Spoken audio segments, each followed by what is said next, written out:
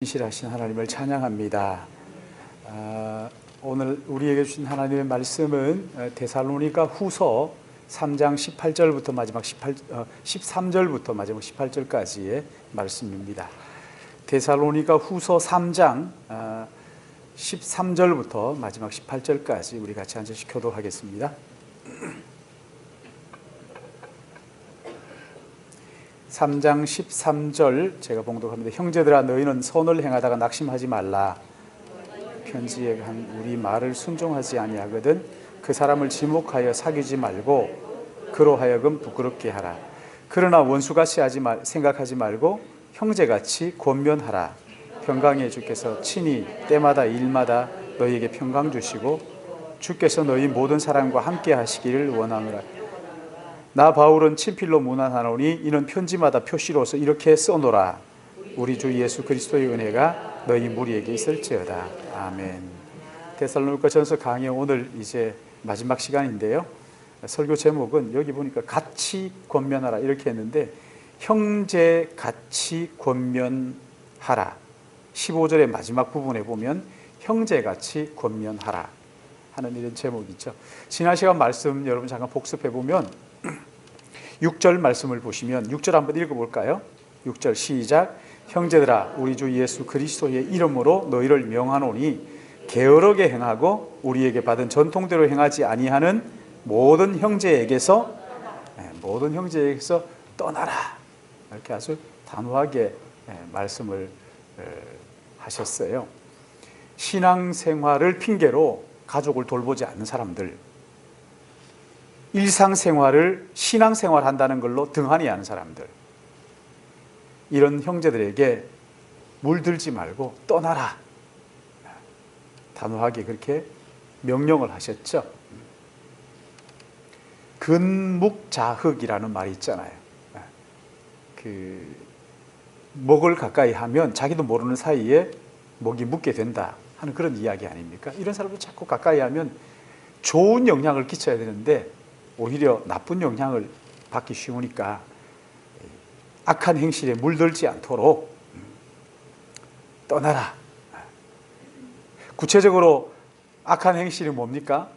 이 집 저 집 돌아다니면서 주님의 재림이 가까웠다고 일은 하지 않고 말만 만들고 일만 만드는 이런 사람들과 돌아다니면서 이 집에서 먹고 저 집에 먹고 하면서 일 안 하고 먹기만 하는 자들에게 이 일하기 싫어하거든 먹지도 말게 하라. 이렇게 말씀하셨죠. 그렇죠? 부지런히 일해서 공짜 너무 좋아하지 말고, 어제도 어느 집사님 만났는데 그러더라고요. 집사님이 인터넷에 사면은 그게 PX에 가서 사면 몇천 원 안 하는 물건을 이분이 이제 정상 가격을 다 주고 14만 원인가 주고 샀다고 집사님이 막 그냥 당신 보라고 이러면서, 그래서 제가 그랬어요. 잘 사셨어요.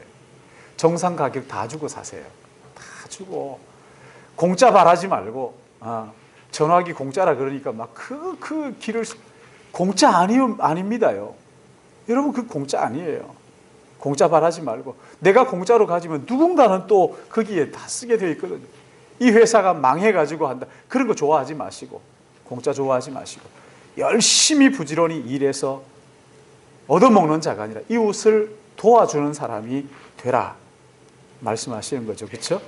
주님 다시 오심을 믿는 자들은 맡겨주신 사명을 끝까지, 내일 주님 오시는데 뭐 이게 아니라 내일 주님 오시는 그 시간까지 끝까지 충성스럽게 하는 것이 중요하다 하는 것을 지난주에 생각을 했고요. 오늘 이게 본문 말씀 데살로니가 후서의 마지막 말씀이죠. 13절 우리 같이 한번 읽어볼까요? 13절 시작. 형제들아, 너희는 선을 행하다가 낙심하지 말라. 선을 행하다가 낙심하지 말라. 이렇게 말씀을 하죠. 선을 행하다가 낙심하지 말라. 어디 많이 본 것 같지 않으세요? 갈라디아서 6장 9절 말씀에 보시면은 우리가 선을 행하되 낙심하지 말지니 포기하지 아니하면 때가 이르매 거두리라. 그렇죠? 지금 이 데살로니가 전 후서를 바울이 제일 먼저 쓴 편지에, 그러니까 갈라디아서 쓰면서 또 그렇게 얘기하는 거죠. 우리가 선을 행하되 낙심하지 말지니 포기하지 않으면 때가 되면 거두게 될 것이다. 고린도전서 15장 58절 말씀에도 보시면 그러므로 내 사랑하는 형제들아 견실하며 흔들리지 말고 항상 주의 일을 더욱 힘쓰는 자들이 되라. 이는 너희 수고가 주 안에서 헛되지 않은 줄 알미라. 선을 행하는 것, 여러분 이게요 우리 익숙하지 않아요. 우리는 잘한다고 생각하잖아요. 그렇죠? 착각이에요. 우리는 선을 행하도록 지어진 사람들이 아니에요. 죄가 익숙해요. 죄를 훨씬 더 좋아하고 잘 지어요. 근데 선은 이게 우리의 본성하고 맞지 않는 거예요. 죄의 본성하고 맞지 않는 거죠. 그렇기 때문에 선을 행한다고 할 때 낙심되는 일이 참 많이 있다는 거죠. 여러분 선이 뭡니까? 아니 이렇게 하면은 대답이 잘 못해요. 선이 뭡니까? 이렇게 얘기합니다. 근데 이렇게 하면 금방 여러분 다 대답할 수 있어요. 누가 선한 분입니까? 선한 분이 누구예요? 그렇죠. 하나님의 일이 선한 일인 거죠.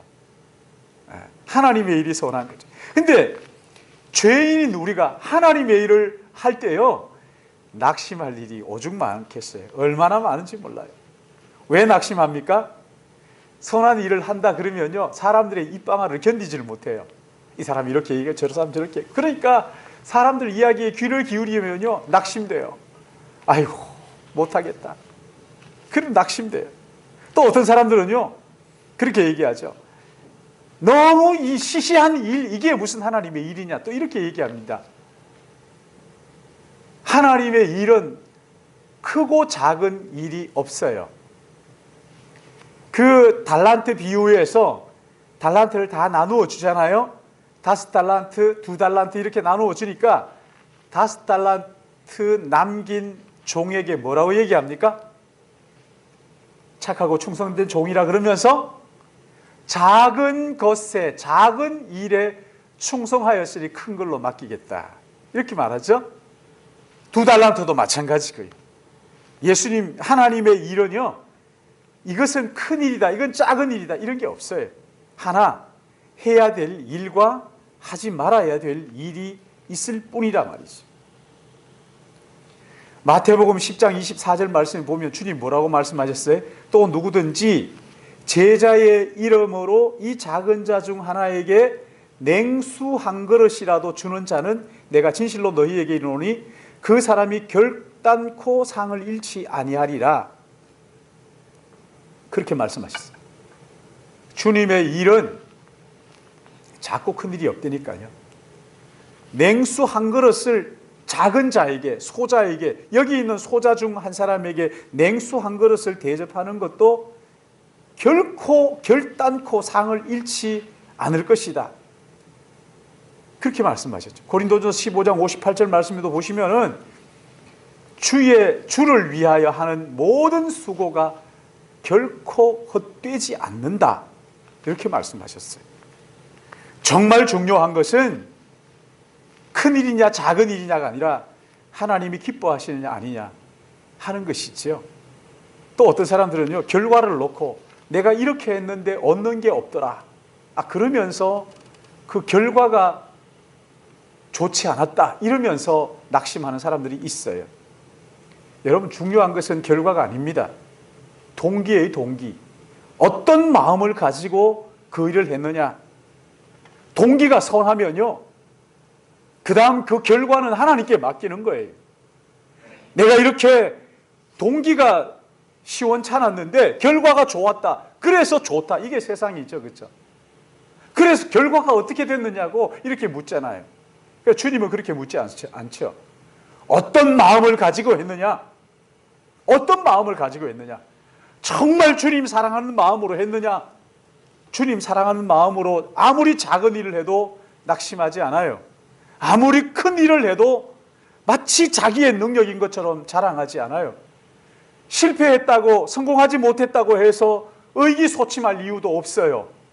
내가 주님 사랑하는 마음으로 그 일을 한 거예요.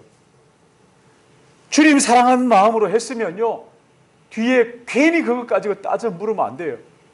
주님 사랑하는 마음으로 드렸으면 그걸로 끝이에요. 내가 정말 주님 사랑하는 마음으로 이 일을 했느냐, 성공이냐 실패냐 이것 가지고 따질 일이 아니에요. 그 마음 가지고.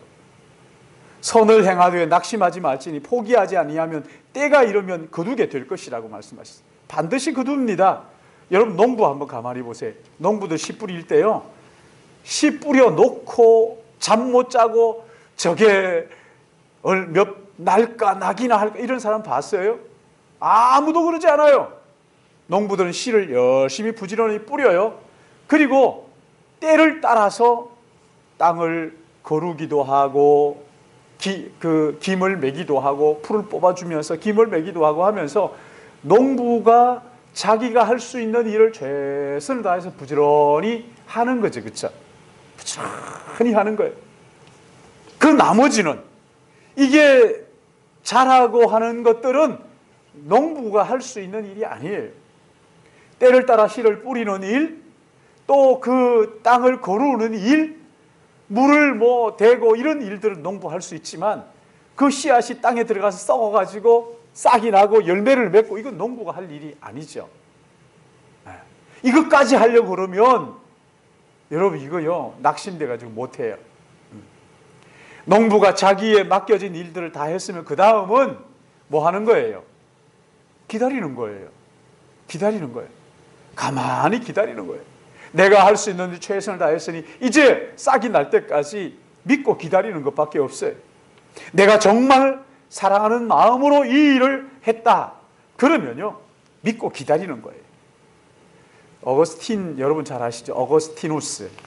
이 어거스티누스가 방탕에 빠져 있을 때 그 어머니 모니카가 어거스틴 위하여 기도하죠. 열심히 기도하죠. 열심히 기도했더니만 어떻게 됐어요? 뛰쳐나가 버렸어요. 열심히 기도했는데 어거스틴이 엄마 싫다고 뛰쳐나가 버렸다니까요. 혼자 산다고. 그 길로 방탕한 생활을 하죠. 어떤 흑인 여자 10대 아이한테 임신하게 해가지고 요즘 같으면 난리 났을 거예요. 성폭행했다고. 아기를 낳고 말이죠. 13년 동안 방탕한 생활을 해요. 엄마가 기도하고 열심히 뿌렸는데 돌아가셨어요. 엄마가 돌아가시고 난 다음에 회개하고 주님을 영접하고 새 사람으로 거듭났어요. 사랑하는 여러분, 선을 행하되 포기하지 말라고 말씀하시죠. 때가 되면 반드시 거둔다. 그 때가 있다는 그 때가. 여러분 정말 하나님을 사랑하는 마음으로 그 일을 했으면 믿고 기다리는 게 필요해요. 너무 막 그냥 안달복달해가지고 막 그냥 쫓아가고 어떻게 할까? 남북 통일도 마찬가지예요. 쫓아가가지고 막 그냥 또 그렇게 해서 안 됩니다요. 그럴 필요 없어요. 기다리는 거예요. 이만큼 내가 순수한 마음으로 했다. 그러면 그 돌아서 살 때까지 기다리는 거예요. 자칫 잘못해 이용당해요. 기다리는 거예요. 여러분 내가 믿고 뿌렸다면요 반드시 거두는 것을 믿으시기 바랍니다. 반드시 거두어요. 거두는데 뿌린 것을 거두어요. 그렇죠? 안 뿌린 걸 못 거두잖아요. 뿌린 걸 거두죠. 그런데 뿌린 걸 거두는데 뿌린 것보다 더 많이 거두는 것을 믿으시기 바랍니다.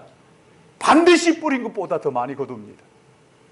씨앗이 있는 그대로 있으면 거둘 것도 없지만 이게 반드시 거두게 되고 뿌린 것을 거두게 되고 뿌린 그 이상으로 거두니까 하나님을 믿으시고 뿌렸으면 순전한 마음으로 뿌렸으면 그 다음에는 기다리는 거예요. 가만 믿음으로 기다리는 거예요. 하나님께서 하나님의 때에 하나님의 방법으로 응답하시는 것이죠. 그러니까 낙심할 일이 결코 아니라 말이죠.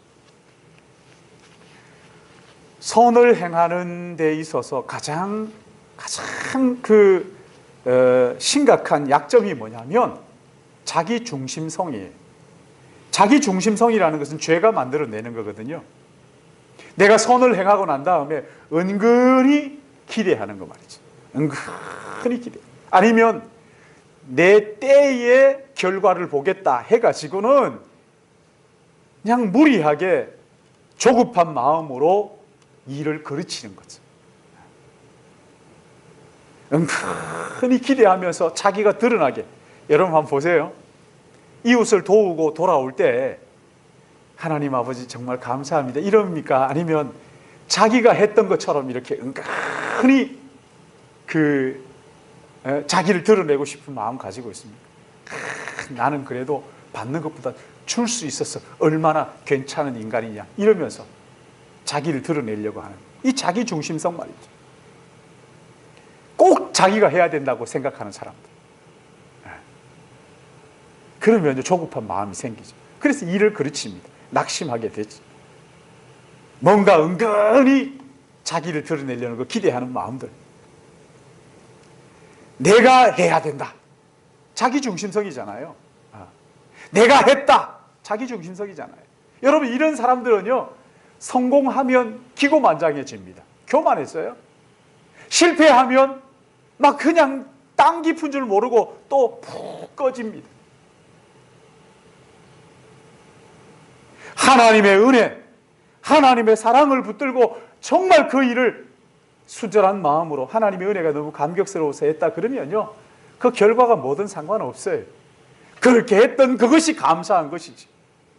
내가 죽기 전에 반드시 이거 이루어야 될 그럴 필요가 없어요.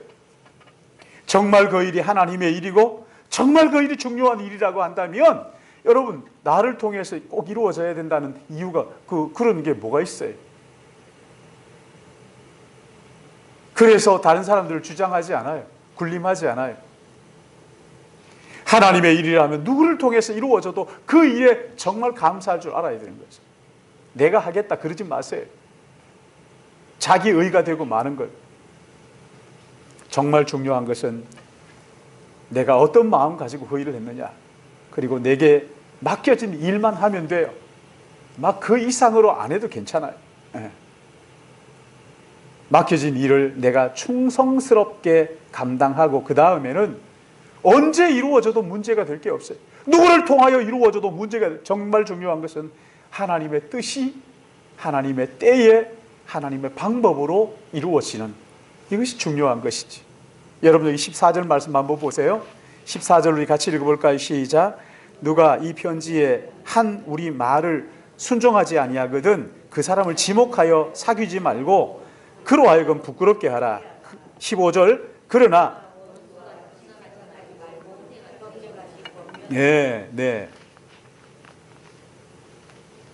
누가 이 편지에 한 말, 이 편지가 뭐죠? 데살로니가 전후서잖아요, 그렇죠? 그러니까 신약 성경이죠. 하나님 말씀, 신약 성경이죠. 이 신약 성경, 이 말씀대로 하지 않거든. 여기 14절 누가 이 편지에 한 우리 말을 순종하지 아니하거든. 여기 순종하지 아니하거든. 이건 내가 순종하려고 했는데 순종 못했다 그런 말이 아닙니다. 그런 뜻이 아니에요. 그게 아니고 이건 뭐냐면요 고의로 순종하지 않기로 아주 그냥 작정을 한 거죠. 네. 여러분 이스라엘 백성들이 광야에 행진할 때요 모세의 명령을 다 따랐죠. 근데 그 가운데 일부가 모세의 명령에 사사건건 반발했어요. 거역하고 반항하고 이런 자들이 있다는 거예요.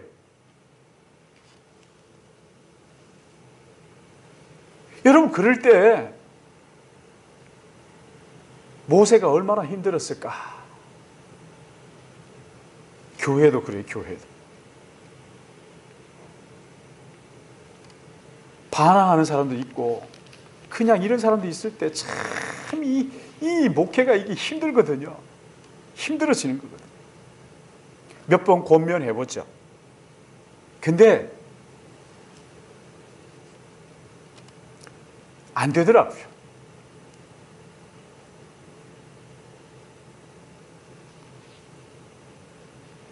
교회 나오다가 안 나오거나 다른 교회에 가는 사람은 우리 교회로 다시 돌이킨다. 여러분 그 노력하지 마세요.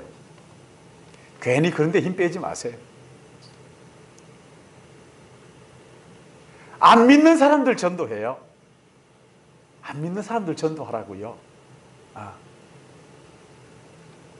안 되더라고요, 해보니까.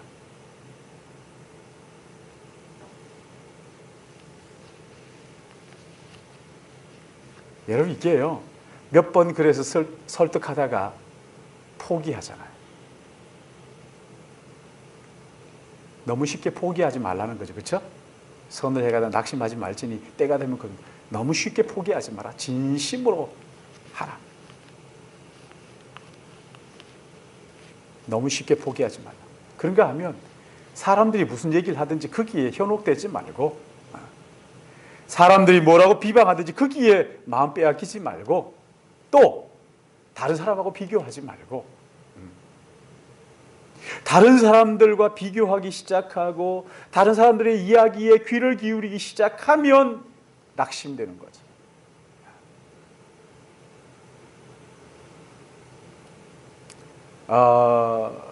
하나님 내게 주신 거 있어요.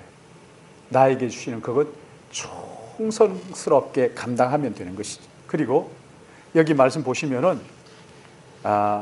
누가 이 편지에 한 우리 말을 순종하지 아니하거든 어떻게 하라고요? 그 사람을 지목. 여기 너 이렇게 하라는 게 아니라 누가 거역하는지를 살펴보라는 거죠. 그렇죠? 누가 거역하는지 봐라. 거역하지 않는 사람을 향해 가지고 막 그렇게 책망하고 하면 안 되잖아요. 거역하는 사람이 누군지 좀 잘 살펴봐라. 그리고 그를 지목하여 그 사람 살펴보고 그 사람 사귀지 마라. 여러분, 이 사귀지 말라 이게 나 너 오늘부터 너하고 절교야. 말도 안 해. 안 쳐다볼 거야. 이러는 겁니까? 그렇게 하라는 얘기가 아니지요. 그렇죠? 그렇게 하는 얘기가 아니에요.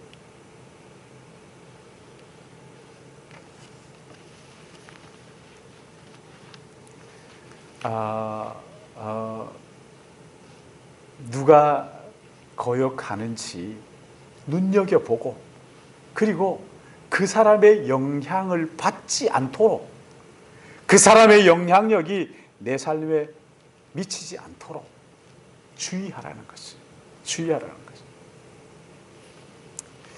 그 완악한 생각을 가지고 있는 사람들이요 뭐 어떤 사람들은 막 목사님 좀 만나주세요. 얼마나 힘든지 아세요? 내가 만난다고 마음이 풀려가지고 그렇게 하지도 않아요. 만나도 여전히 그 완악하고 돌 같은 마음이 하나도 변하지 않아요. 내가 만난다고 해결되는 게 없어요. 하나님이 은혜를 주셔야 돼요. 할렐루야. 하나님 은혜 주셔야 바뀌는 거예요. 절 뭐 1000번 만번 만나도 안 돼요. 그런 거 없어요.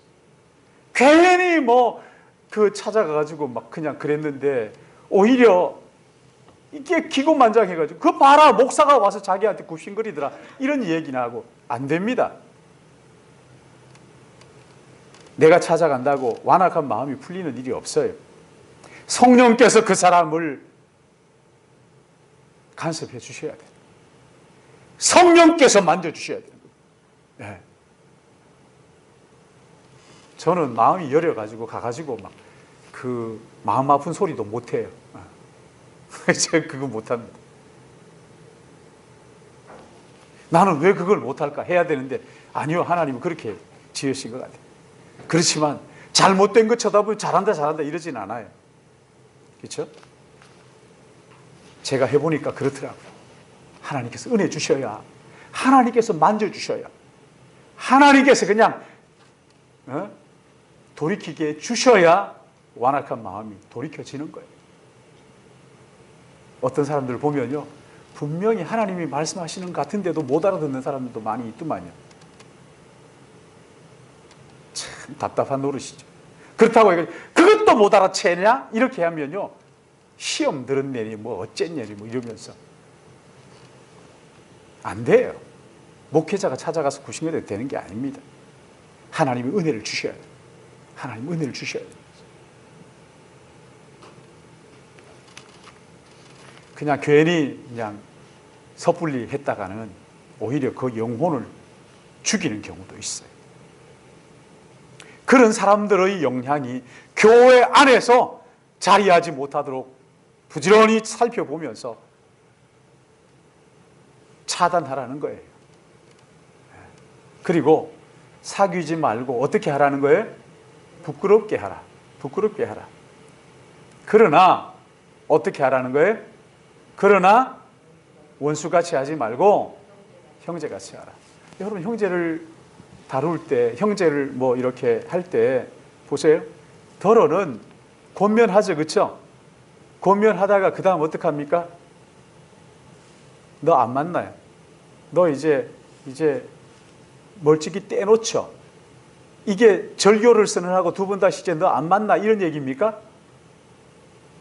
언제든지 형제가 또 회개하고 돌아오면 어떻게 해요? 받아주잖아요. 가끔씩 이렇게 보면 교회, 자기 교회 다니다 다른 교회로 이렇게 가는 사람들 막 욕하고, 욕하지 마요. 왜 욕해요? 욕하지 마요. 어떤 목사님 막 저주했다고 왜 그렇게 하는 거예요, 도대체? 그러면 안 돼요. 형제예요. 그 나쁜 영향이 우리에게 미치지 못하도록 차단을 하고 해야 되지만 이 형제가 언제든지 다시 돌아올 수 있도록 열어놔요. 문 좀 열어놔요. 저 뒤에 문 열어놨는데 문 열어놔요. 언제든지 열어놔요. 그래서 형제가 돌아올 때는 언제든지 또 안아주고 말이죠. 원수같이 하면 안 되죠. 형제처럼. 저는 그렇게 늘 생각해요. 우리 교회 다니다가 또 저하고 안 맞을 수 있잖아요. 여러분들 가운데서 나는 목사님하고 안 맞아요. 그런 사람 없기를 바랍니다. 저는 그냥 같이 평생 여기서 신앙생활 하다가 하나님 나라 같이 가면 좋겠어요. 여기에서 예배 이렇게 드리는 때 주님 오시면 좋겠어요. 그러나 정말 안 맞아가지고 나는 막 목사님 설교 드리면 짜증만 나고 화만 나고 막 그냥 속에서 막 이런 게 올라오더라. 그래서 나는 이 교회 못 다니겠어. 다른 교회 가겠어. 여러분, 그거 어떡하겠어요? 제가 그렇게 생긴 걸요. 그 사람은 원망할 거 없어요. 제 문제예요. 그러나 다시 또 돌아오게 되면 언제든지 형제로 또 받아주고 말이죠. 원수처럼 생각하지 말고 형제처럼. 여러분, 형제 이거 참 묘하잖아요. 우리 형제들 막 싸우기도 하고, 남자들 많아서 우리 형제들 싸우기도 하고 그래서 막 싸우고 막 그냥 두 번 다시 안 볼 것 같다. 그 다음날 되면 또 다시 밥 먹냐 뭐 이렇게 하고 또 이제 만나가지고 이 형제가요 얄궂어요. 막 싸워가지고 막 아침에 다 이제 막 집 안 돌을 것처럼 그렇게 이제 다 가잖아요. 저녁이 되면 또 같이 와가지고 또 이불 덮고 자고 이러는 거예요. 참, 이게 형제예요. 언제든지 회개하고 돌아오면 받아주고, 언제든지 또 도움을 요구하면 도와주고 말이죠. 원수처럼 하지 말고 형제처럼.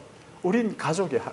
예수 그리스도 안에서의 한 가족이란 말이죠. 옆에 분들 한번 보세요. 원수가 아니고 형제입니다. 한번 해보세요.